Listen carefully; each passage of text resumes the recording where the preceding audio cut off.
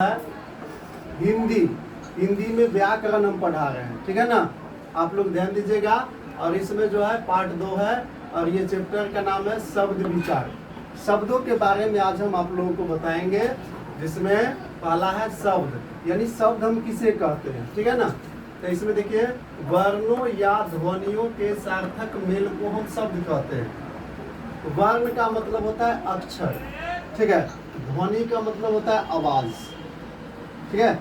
यानी वर्णों या ध्वनियों के सार्थक मेल को हम शब्द कहते हैं। जैसे कि आपका हो गया गाय, रोटी, घर, हिमालय इत्यादि, बहुत सारा चीज उदाहरण में आएगा, ठीक है ना।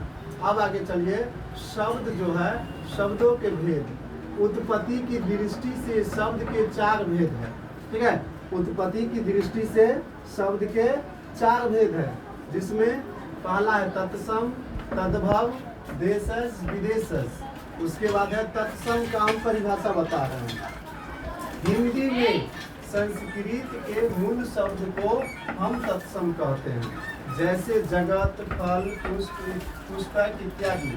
मतलब हिंदी का, ठीक है, हिंदी में संस्कृत के मूल शब्द, संस्कृत का जो मूल शब्द होता है उसको हम क्या कहते हैं, तत्सम कहते हैं, ठीक है। जैसे जगत, फल, पुष्प, पुस्तक इत्यादि, ये सब का कोई रूप नहीं होता है। संस्कृत में रूप भी होता है, ठीक है, एक वचन, द्विवचन, बहुवचन, ठीक है ना। अब आगे देखिए, तद्भव, ठीक है, तत्सम के बिगड़े रूप को, ठीक है, तद्भव कहते हैं। जैसे अग्नि का आग, ठीक है, कुब्ज का हो गया कुबरा इत्यादि, बहुत सारा इसमें भी है। अब देशज में, देशज का हम परिभाषा बता रहे हैं, ठीक है। देश की बोलचाल में पाए जाने वाले शब्द को हम क्या कहते हैं, देशज कहते हैं। मतलब अपने देश में, ठीक है, इंडिया है ना, भारत में जो बोलचाल की भाषा है उसको हम क्या कहते हैं, देशज कहते हैं। जैसे हम ठेठी भाषा में बोलते हैं डिबिया, कुनगी, लोटा, पगड़ी इत्यादि, ये सब क्या हो गया, देशज हो गया, ठीक है ना। अब उसके बाद आता है विदेशज, ठीक है।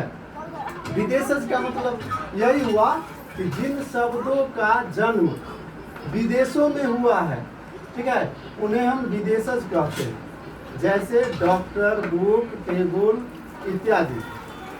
विदेश में जिस शब्द का जन्म हुआ है उसको हम क्या कहते हैं, विदेशज कहते हैं, ठीक है। तो ये सब इतना समझ में आ गया।